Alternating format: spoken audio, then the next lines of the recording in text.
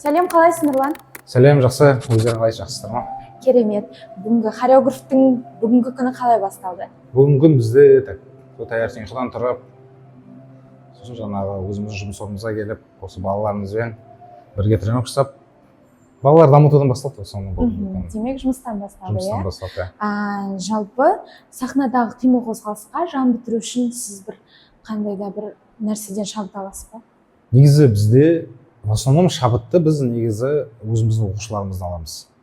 Жаңа ол енді жақсы билеп, өзінің көз алдында дамытып отырса, ол бізге шабыт береді, енді біз билеуге.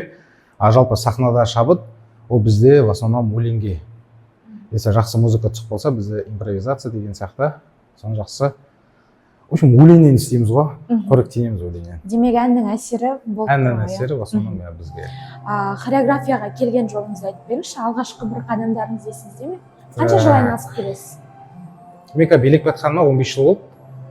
Осы жылы 16 жыл кетіп жатыр уже.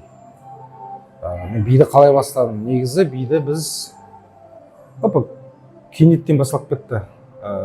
Басында біз осы Атырау қаласында жаңа брейкданс дейтін мода болды осымен.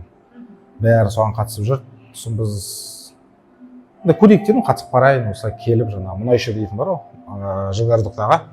Соған барып, 2009-да кірдім, сол мұнайшыға. Содан басталып, енді прямо профессионалын алып кеткен жылым ол 2011-ден бастап. 2 жыл просто сол биді қайталап, үйреніп сөйтіп жүрдік. Мамандық ретінде қарастырасыз ба, әлде хобби ретінде ме? Негізгі мамандығыңыз қандай, құпия болмаса?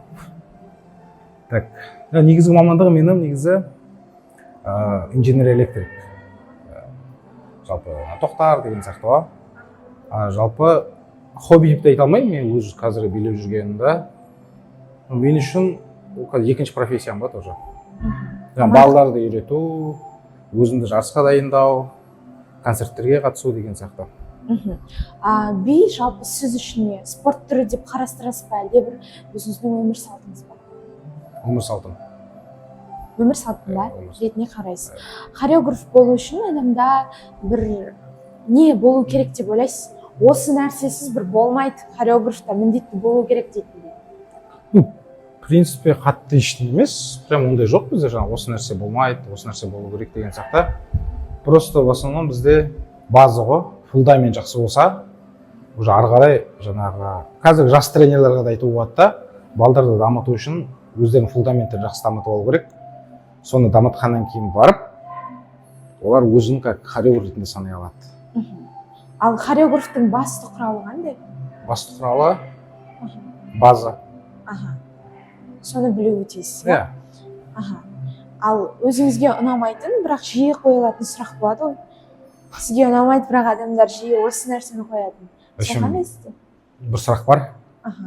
Қашан үйленесің бе? Осы сұрақ шаршатады сізді, иә? Күнде қойылатын сұрақ қой енді. Үйдегілерден де жаңағы балдардан да, достардан да. Ал хореографтың бір жұмысындағы ең қиын тұсы деп нені айта аласыз? Ең қиын тұсы бізде негізі құттай балдармен жұмыс жасауға және оларды үйрету. Например, мен өзімде ең құттайы 4 жастағы балдар. Олар келеді жаңа сабаққа. Ең біріншіден дым білмейді, олар пока сөйлегенше деген сияқты ғой.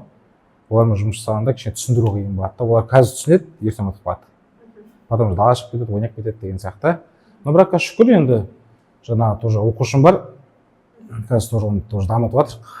Жарыстарға шығарып 4 жасында келді. Қазір уже 7-де. Қазір өзін прям мықты дайындап, 3 жылдың ішінде уже андай көрінеді да уже. Баяғы оқушыға қарағанда қазіргі уже дамығаны. Сол жағынан өзі қуантады да. Значит, артта жақсы еңбек жатыр деген сөз. Ал қай бидің бір стилі сізге жаныңызға жақын? Хип-хоп. Өзің хип-хоп билейсіз, хип-хоп. Тек сол жанрда айта аласыз, иә? Сіз үшін жалпы қозғалыс өнер ме, әлде бір терапия ме? Бізде негізі қозғалыс. Жалпы бізде өнерге де жатады ғой, біз өнеріміз ғой, өнердің адамымыз. Бірақ осыны өзіміз қозғалғаннан өнер деп алайын дейміз. Хореография өнер, иә? Хореографтарға беретін бір өзіңіздің үш кеңесіңізді өз тәжірибеңізден, мен мүмкін сол кезде болғанда осыны жасамас едім деген сияқты. Сонымен сұхбатымызды аяқтайық. Біріншісі ол өзін дамыту. Ең алғашқы өзін дамыту. Екіншісі жаңағы айтып кеткендей өзінің фундаменті болу керек. Жақсы фундамент қойылса, ол жақсы хореограф ретінде аталып болады өзі. Және үшіншісі баламен жақсы қарым-қатынас ұстау, оқушылармен. Сол үшеуі болса, жақсы оқушылар шығару деп ойлаймын. Рахмет сізге сұхбат үшін. Рахмет. Сау болыңыз. Сау болыңыздар.